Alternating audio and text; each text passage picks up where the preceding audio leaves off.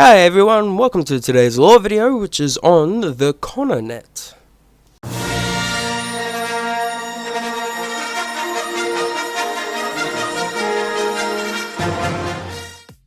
Now, the ConorNet was originally developed for customs forces during the days of the Old Republic by Connor ship systems.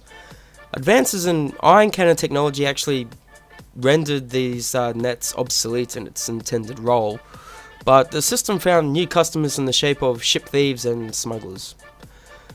Now, these nets were ideal for disabling ground-based targets, including starships and even exposed weapons emplacements.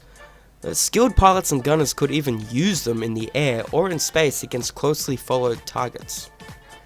Now, dropped most usually from belly-mounted launchers, the ConorNet was held in a metal canister of between 3 and 5 meters in length. Some smugglers used concussion missile launchers to deliver the canisters, or even cargo shunt tractor beams. However it was done, the attacker had to come in low and slow, and deploy the net no higher than, let's say, about 100 meters above the target. Now, the canister, which kind of looked like two smaller units linked together, was rigged with a number of separator charges. The ends of the delivery device blasted off, and the net was deployed by further smaller blasts. Hooks around the edge of the net aligned themselves with the ground, pointing straight down, before firing their own short burn motors and nailing the net down hard around the target. Used against a moving ship, the target's own forward momentum caused the net to actually wrap around the ship. Now, the ConorNet itself was actually activated immediately on contact. Intense electrical currents acted in the same way ion cannon blasts did, rendering the majority of shipboard systems, sensors, communications, weapons, pulse lifts and lighting, utterly useless. Now, an unprotected being outside the ship caught by the net was also in serious trouble. The device's charge could last typically for around 2 hours. Usually an immobilized ship or installation needed to be freed from outside. Now, this was achieved by a well-targeted small arms fire.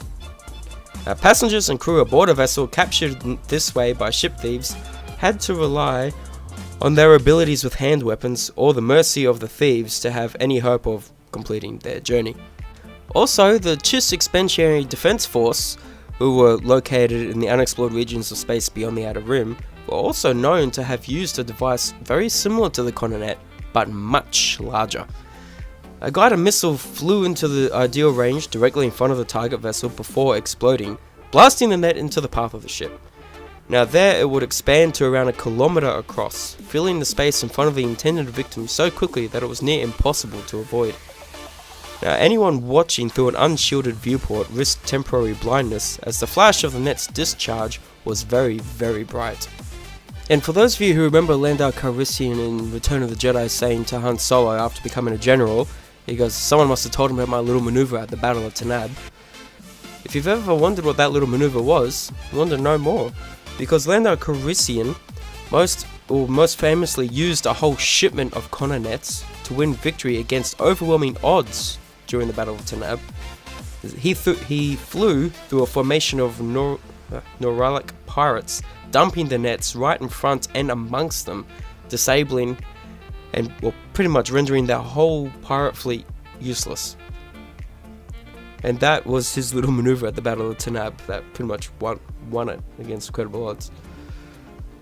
And that, my friends, is the ConorNet. A little antiquated device that was pretty much usurped and almost made redundant by ion cannons, but was still popular among thieves and still did its job admirably.